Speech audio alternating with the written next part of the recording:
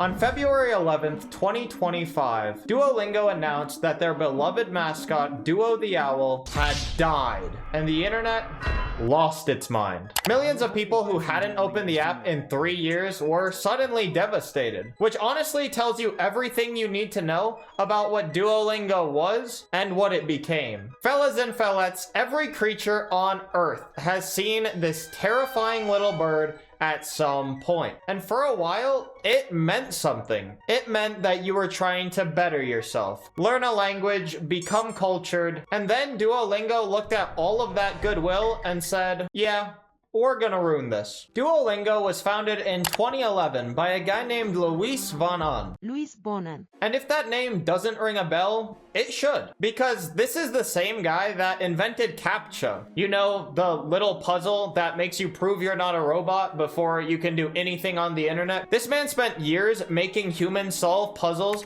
to prove their humanity. And then built an app with a passive-aggressive owl that guilt trips you daily. He was always unhinged. Genuinely, this guy was kind of cooked from the start. But what's really interesting is the idea behind Duolingo was actually really noble. Free language learning for everyone. No textbooks, no expensive classes, no terrible high school Spanish teacher who spent half the semester talking about their trip to Mexico. Just you, your phone, and a little green owl who believed in you.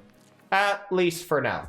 And from day one, Duolingo was built differently than anything else in the space of language learning. While Rosetta Stone was out here charging hundreds of dollars and making language learning feel like homework, Duolingo made it feel like a game. XP, levels, streaks, leaderboards, actual game mechanics were baked directly into the learning experience. You weren't just studying, you were actually playing. And that distinction is everything. And it wasn't just small. Duolingo became the most downloaded education app on the planet. Over 500 million downloads. More than any classroom, any textbook, any teacher, this little green owl reached more people than most governments could dream of. Let's talk about the streak. Because if there is one single feature that defined Duolingo at its absolute peak, it was the streak. And I don't mean that lightly. The streak was a masterclass in psychological design. Every single day you completed a lesson, your streak went up by 1. Miss a day and it was gone. That stupid little number with a flame next to it had an iron grip on people's brains. I'm talking about people setting alarms, reminders,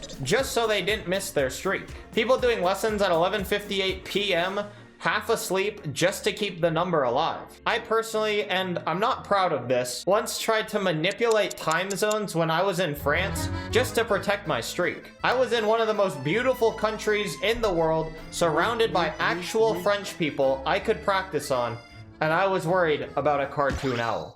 As I'm recording this video, I literally just got a Duolingo notification. What are the odds? And the funniest part, the streak had almost nothing to do with actually learning a language. I have friends who have maintained a 400-day streak and cannot say a single sentence of Spanish. The streak was never really about learning, and Duolingo knew exactly what they were doing. But the streak was just one piece of a much bigger machine. Because Duolingo had fully gamified the entire learning experience in a way that nobody else had even attempted to. You had XP, you had gems, you had leagues where you competed against each other every week. You had hearts that added just enough stakes to keep you focused. Every single thing in this app was designed to make learning feel like a side effect of just playing. And honestly, it worked. I genuinely learned things on this app without ever feeling like I was studying. They should have invented this when I was in high school. I would not have had to rely on how much of a baddie my Spanish teacher was to determine how much I actually learned. One year though, I was really locked in, if you know what I'm saying. And then there were the characters. Duo, obviously, but also Lily, the perpetually uninterested goth girl, Zari, Oscar, the whole cast, including Falstaff.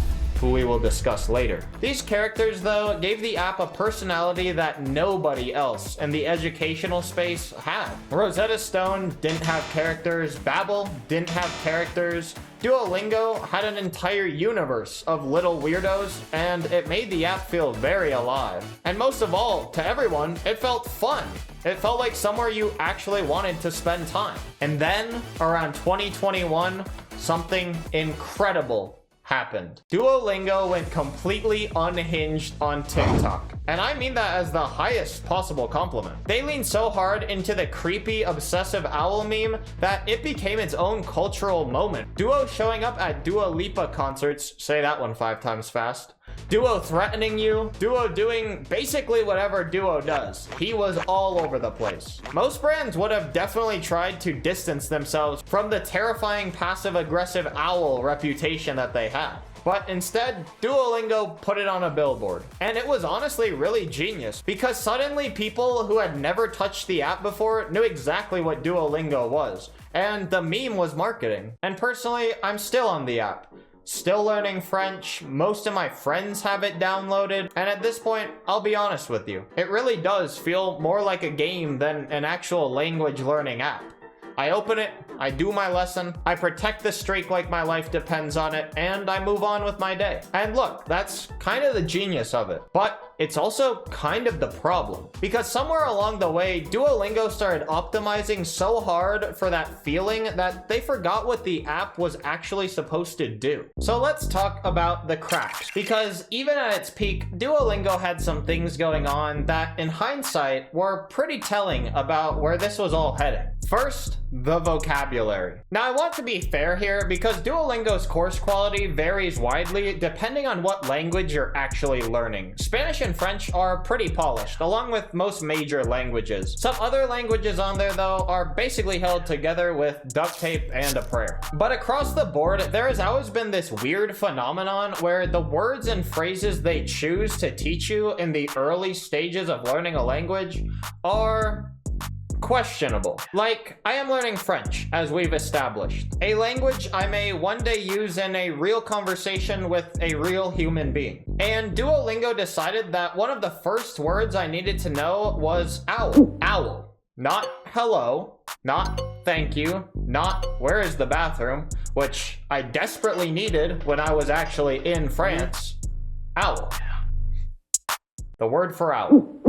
And then there's the sentences. Oh, the sentences. Duolingo taught me how to say the bear drinks milk in French before teaching me anything remotely useful for human interaction. Curse you, Falstaff. I don't know who Falstaff is drinking milk with, but it is apparently a very important part of the French language learning experience. But the vocabulary stuff is almost forgivable compared to what was happening underneath the surface. Because the gamification that made Duolingo so brilliant in the beginning was quietly starting to work against it. The leagues especially. What started as a fun competitive element slowly became this weird toxic grind, where people were doing the most mindless, repetitive lessons possible just to rack up XP and avoid getting demoted. Truly nobody was learning anything. They were just farming points, and Duolingo was totally fine with that, because engaged users are engaged users, whether they're learning or not. And that's really where the first crack appears, because Duolingo stopped being a language learning app that was fun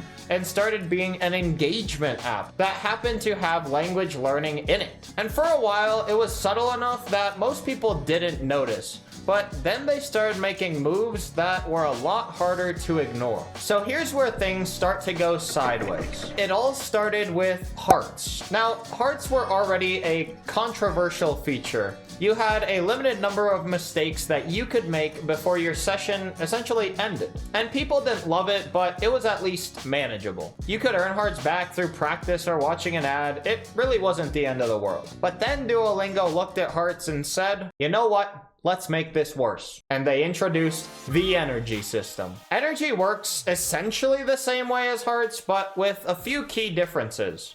One being, it's a much more aggressive monetization tool. You run out of energy, you wait, or you pay.